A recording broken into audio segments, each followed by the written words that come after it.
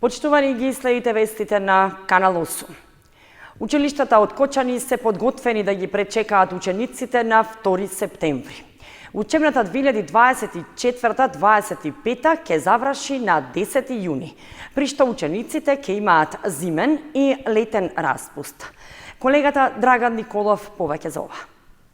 Училиштата од Кочани се подготвени да ги пречекаат учениците, а стартот на учебната година е на 2 септември. Во текот на летниот период во образовните установи се реализираа работни активности со цел подобрување на условите на наставниците и учениците. Наставната година ја сочинуваат 2 полугодија. Првото почнува на 2 септември, а завршува на 30 декември годинава. Второто пак почнува на 20 јануари следната година и ќе трае до 10 јуни 2025 година.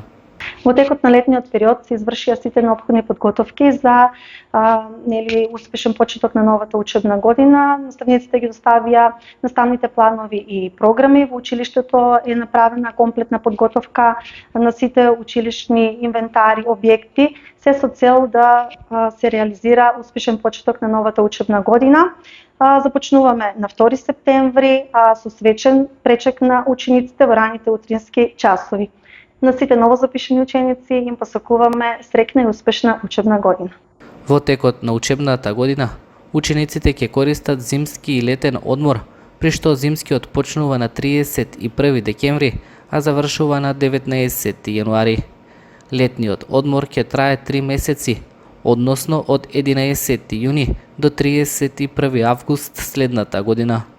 Во учебната 2024-2025 година, наставата ќе се остварува во 180 наставни денови, а учениците ќе немаат и пролетен распуст, поради кој мнозинството родители, ученици и наставници на анкетата од Министерството за образование и наука се изјасниле дека не сакаат пролетен распуст, како во изминатата учебна година. Ученикот Владимир Грчев од Кочани освои бронзен медал на Европското првенство по информатика за јуниори што се одржа во Молдавија. Како дополнително признание за неговиот успех е што идниот месец тој ќе биде дел од македонскиот тим на Балканската олимпијада за средношколци. Бронзен медал освои деветоодделенецот Владимир Грчев од Кочани на 8-та Европска олимпијада по информатика за јуниори, што од 16 до 22 август се одржа во Кишинјев, главниот град на Молдавија.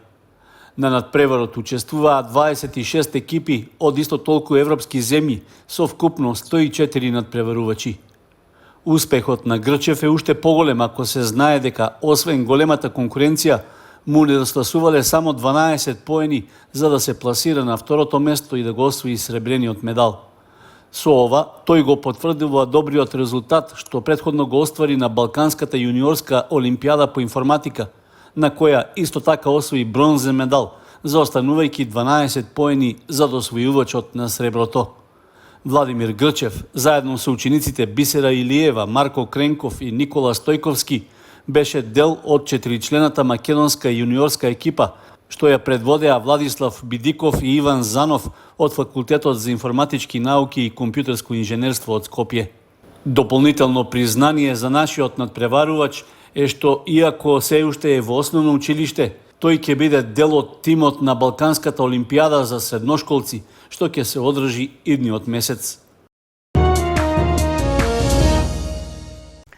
Бактериолошки неисправна е водата за пиење од јавни чешми во виничките села Лаки и Липец.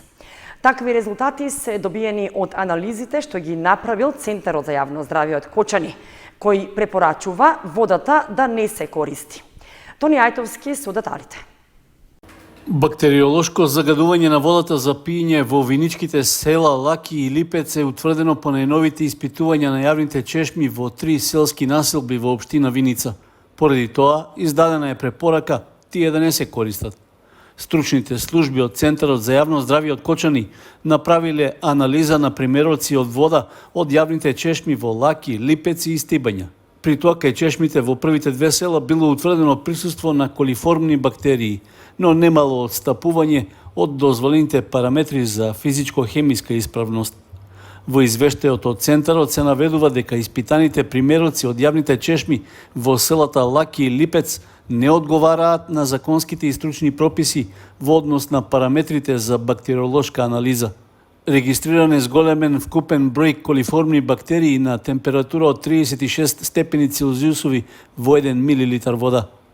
При тоа во водата немало присуство на резидуален хлор, како што е пропишано во правилникот за барањата за исправност и квалитет на водата за пиење. Затоа таа не треба да се употребува за пиење, се истакнува во извештајот од Центарот за јавно здравје. Анализите на примерок од вода од чешмата во Истибања покажале дека таа одговара на законските прописи за микробиолошка и физичко-хемиска анализа.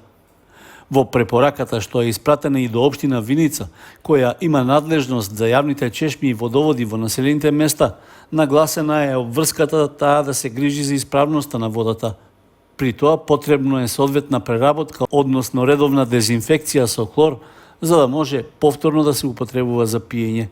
Проблемот со загаденоста на водата во населените места во Виничко е актуелен повеќе години, а за него треба да расправи и Советот на општината на престојната седница што ќе се одржи в петок. Домот на културата Тоша Арсов од Виница и Советот на фестивалот за хумор и сатира ин Виница Веритас го распишаа конкурсот за карикатура на тема, кој прв започна. За првите 3 места обезбедени се парични награди. Домот на културата Тошо Арсов од Виница и Советот на фестивалот за хумор и сатира ин Виница Веритас го објавија меѓународниот конкурс за карикатура во рамки на фестивалската програма, што треба да се реализира во втората половина на октомври. Темата на која годинава треба да работат карикатуристите е кој прв започна, а според пропозициите секој учесник може да испрати најмногу 3 дела, при што тие треба да бидат нацртани во А3 или А4 формат и секоја карикатура треба да се испрати во оригинал или скенирана по пошта на електронската адреса invinicaveritassfestival@gmail.com најдоцна до 1 октомври.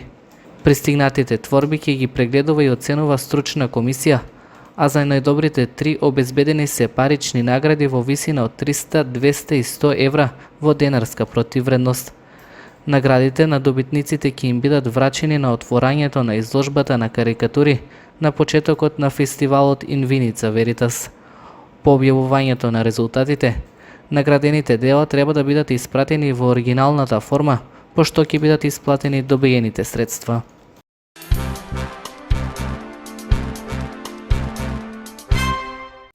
И уште една информација од областа на културата. Центарот за култура Бели Мугри ги објави програмските содржини за месеците септември и октомври. Првиот настан е кинопроекција на филмот Лена и Владимир, а ќе се прикаже на 3 и 4 следниот месец.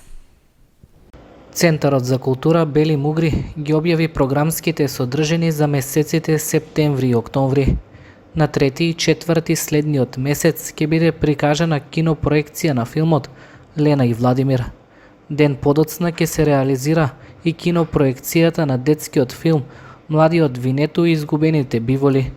За 11 септември пак закажан е концертот на учениците од Државниот музички училишен центар Сергеј Михајлов од Штип, а следниот ден ќе гостува стендап комичарот Жарко Јовановик, кој ќе се представи со комедијата Еден човек без број ликови. Дел од програмата е кинопроекцијата на филмот Луси гангстерката, што пред кочанската публика ќе се реализира на 13 и 14 септември. Изложбата на делата од 32-та меѓународна лесновска ликовна колонија е закажана за средината на месецот, односно на 16. Исто така, дел од програмата за работа се и концертот Музика за 2 виолини, кинопроекцијата на филмот Бизнисот на задоволството, детската представа Папет шоу, а крајната содржина за септември е изложбата на Маријан Стојановски. Првиот настан во октомври е фестивалот на песни за деца Весело штурче, а на втори пак ќе биде отворена изложбата Нова димензија во создавање од авторката Александра Димитрова. За најмладата публика, во Центарот за култура Бели Мугри ќе биде прикажана детската представа Цравенкапа. На средината од октомври, односно на 15 и 16, ќе се спроведе кинопроекцијата на германскиот филм Елаха.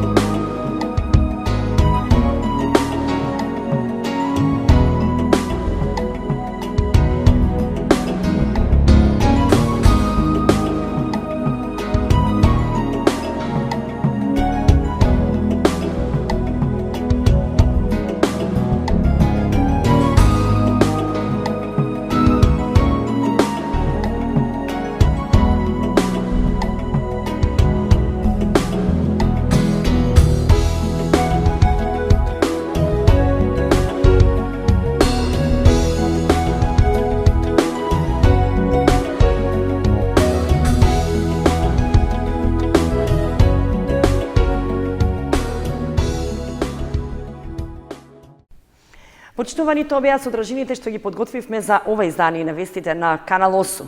Следете ни на нашата веб страница kanal8.mk. Довидување.